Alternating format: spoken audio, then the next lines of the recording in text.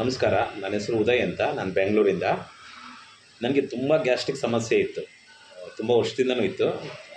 ಅದನ್ನು ಹೆಂಗಪ್ಪ ಪರಿಹಾರ ಮಾಡ್ಕೊಳ್ಳೋದು ಅಂತ ತುಂಬ ಸರಿ ನಾನೆಲ್ಲ ಟ್ಯಾಬ್ಲೆಟ್ಸು ತೊಗೊಂಡಿದ್ದೀನಿ, ಇಂಗ್ಲೀಷ್ ಮೆಡಿಸನ್ ತೊಗೊಂಡಿದ್ದೀನಿ, ಬೇರೆ ಬೇರೆದು ಯಾವುದೇ ಎಲ್ಲ ಯೂಸ್ ಮಾಡಿದೆ. ನನಗೇನು ಆ ಟೈಮ್ ಸರಿ ಹೋಗ್ತಾ ಇದ್ದೆ ಹೊರತು ಅದು ನನಗೇನು ಪರ್ಮನೆಂಟ್ ಸೊಲ್ಯೂಷನ್ ಸಿಗಲಿಲ್ಲ. ಅದಕ್ಕೆ ನನ್ನ ಫ್ರೆಂಡ್ ಒಬ್ಬರು ಸಜೆಸ್ಟ್ ಮಾಡಿದ್ರು, ಎರಡು ಇದೆ ಅದು ಇದರಲ್ಲಿ ಆಯುರ್ವೇದಿಕ್ಕಲ್ಲಿ ತೊಗೊಳ್ಳಿ ನೀವು, ಸ್ಟಮಕ್ ಕ್ಯೂರ್ ಮತ್ತು ಗ್ಯಾಸ್ಟ್ರೋ ಕ್ಯೂರ್ ಅಂತ ಇವೆರಡು. ಒಂದು ಬಾಟ್ಲು ಖಾಲಿ ಮಾಡಿದೆ. ಇದು ಎರಡನೇ ಸತಿ ತರಿಸ್ಕೊಂಡಿದ್ದೀನಿ. ತುಂಬ ಚೆನ್ನಾಗಿದೆ. ಗ್ಯಾಸ್ಟ್ರಿಕ್ ಅನ್ನೋ ಸಮಸ್ಯೆ ಇವಾಗ ನನಗೇನೂ ಇಲ್ಲ, ಖಂಡಿತವಾಗ್ಲೂ ಏನಿಲ್ಲ. ಆದರೂ ಇರಲಿ ಅಂತ ತರಿಸಿಟ್ಕೊಂಡಿದ್ದೀನಿ.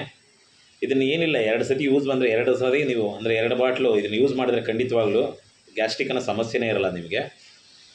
ಮತ್ತು ನನಗೆ ತುಂಬ ಅಂದರೆ ಗ್ಯಾಸ್ಟ್ರಿಕ್ ಅಂದರೆ ಹೊಟ್ಟೆ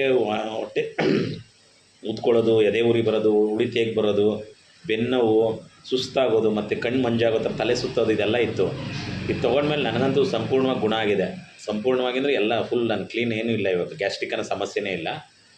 ನೀವು ಯೂಸ್ ಮಾಡ್ಬೋದು ಇದನ್ನು. ಆಯುರ್ವೇದಿಕ್ದು ಸೈಡ್ ಎಫೆಕ್ಟ್ ಏನಿಲ್ಲ. ಖಂಡಿತವಾಗ್ಲೂ ಯೂಸ್ ಮಾಡಿ, ಒಂದು ಸತಿ ಯೂಸ್ ಮಾಡಿ ನೋಡಿ, ಗೊತ್ತಾಗುತ್ತೆ. ಯಾಕೆಂದ್ರೆ ನಾನು ಹೇಳೋದಕ್ಕೆ ನೀವು ಯೂಸ್ ಮಾಡಿದ್ರೆ ಗೊತ್ತಾಗುತ್ತೆ ಇದ್ರ ಬಗ್ಗೆ ಏನು ಅಂತ, ಆಯುರ್ವೇದಿಕ್ ಬಗ್ಗೆ ಇರುತ್ತೆ. ಸ್ಟಮಕ್ ಕ್ಯೂರ್ ಮತ್ತು ಗ್ಯಾಸ್ಟ್ರೋ ಕ್ಯೂರ್ ಅಂತ ಖಂಡಿತ ಯೂಸ್ ಮಾಡಿ, ತುಂಬ ಚೆನ್ನಾಗಿದೆ. 8 ವರ್ಷದ ಮಕ್ಕಳು ಮೇಲ್ಪಟ್ಟವ್ರು ಯಾರು ಬೇಕಾದ್ರೂ ಯೂಸ್ ಮಾಡ್ಬೋದು ಇದನ್ನು.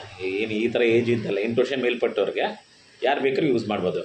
ಬೆಳಗ್ಗೆ 10 ml ತಿಂಡಿಗಿಂತ ಮುಂಚೆ, ರಾತ್ರಿ ಊಟಕ್ಕಿಂತ ಮುಂಚೆ 10 ml ಇದನ್ನು ಗ್ಯಾಸ್ಟ್ರೋ ಕ್ಯೂರ್ ಅಂತೀವಲ್ಲ, ಇದನ್ನು ತೊಗೊಬೇಕು. 10 ml ಡೈಲಿ. ಈ ಸ್ಟಮಕ್ ಕೇರ್ ಅನ್ನೋದು ಇದೇನಾಗುತ್ತೆ ಅಂದರೆ ವಾರದಲ್ಲಿ 2 ಸತಿ ಅಥವಾ 3 ಸತಿ ಈ ಕ್ಯಾಪ್ ಮೆಜರ್ಮೆಂಟ್ ಇದೆಯಲ್ಲ, ಈ ಕ್ಯಾಪ್ ಮೆಜರ್ಮೆಂಟಲ್ಲಿ ತೊಗೊಬೇಕು. ರಾತ್ರಿ ಊಟ ಆದಮೇಲೆ ತೊಗೊಬೇಕು. ಊಟ ಆದಮೇಲೆ ತೊಗೊಂಡು ಅದನ್ನು 1-2 ಗ್ಲಾಸ್ ಬೆಚ್ಚಗಿರೋ ನೀರು ಕುಡಿಬೇಕು. ಇಷ್ಟನ್ನು ಮಾಡ್ತಾ ಬಂದರೆ ನೀವು 1-2 ತಿಂಗಳು ಸರಿಯಾಗಿ ಕರೆಕ್ಟಾಗಿ ಮಾಡಿದ್ರೆ ಯಾವುದೇ ಥರದ ಗ್ಯಾಸ್ಟ್ರಿಕ್ ಸಮಸ್ಯೆ ನಿಮಗಿರಲ್ಲ. ನಾನಂತೂ ಗುಣ ಆಗಿದ್ದೀನಿ, ನೀವು ಗುಣ ಆಗಿ ತೊಗೊಳ್ಳಿ. Thank you.